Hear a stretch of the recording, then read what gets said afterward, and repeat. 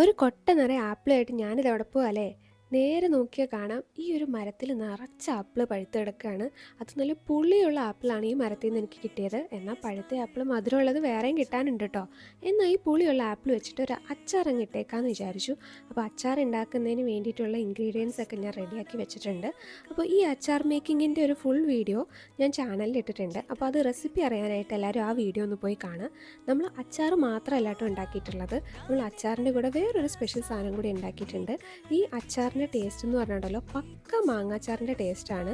ഇതാണ് ഞാൻ ആ പറഞ്ഞ സ്പെഷ്യൽ ഐറ്റം. ഈ സ്പെഷ്യൽ ഐറ്റം എന്ന് പറഞ്ഞിട്ടുണ്ടെങ്കിൽ അത് നമ്മൾ നാട്ടിൽ മാങ്ങയൊക്കെ ഉപ്പിലിടില്ലേ, അതുപോലെ തന്നെ ഞാൻ ആപ്പിൾ ഉപ്പിലിട്ടതാണ്.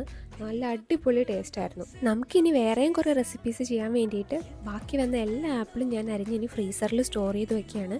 ഇത് വെച്ചിട്ട് നമുക്ക് ആപ്പിൾ ചമ്മന്തി അരയ്ക്കാനും അതുപോലെ തന്നെ ആപ്പിൾ തേങ്ങാപ്പാൽ ഒഴിച്ചിട്ടുള്ള കറിയൊക്കെ ഉണ്ടാക്കാം.